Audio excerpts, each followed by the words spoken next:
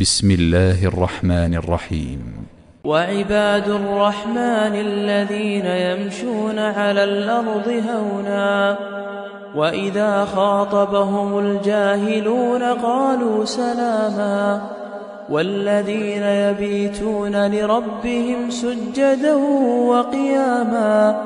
والذين يقولون ربنا اصرف عنا عذاب جهنم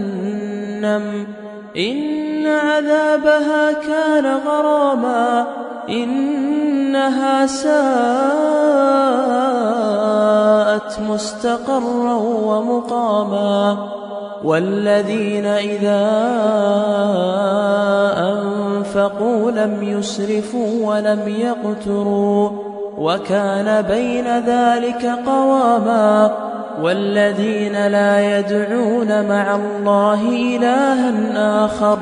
ولا يقتلون النفس التي حرم الله إلا بالحق ولا يزنون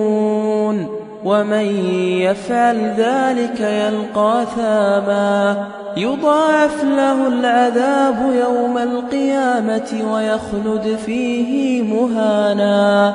إلا من تاب وآمن وعمل عملا صالحا فأولئك يبدل الله سيئاتهم حسنات وكان الله غفورا رحيما ومن تاب وعمل صالحا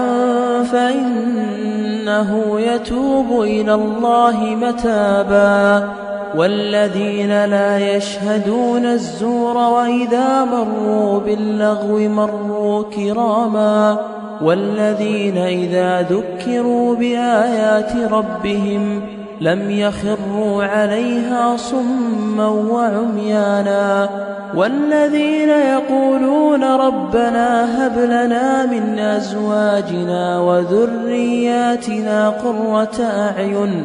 واجعلنا للمتقين إماما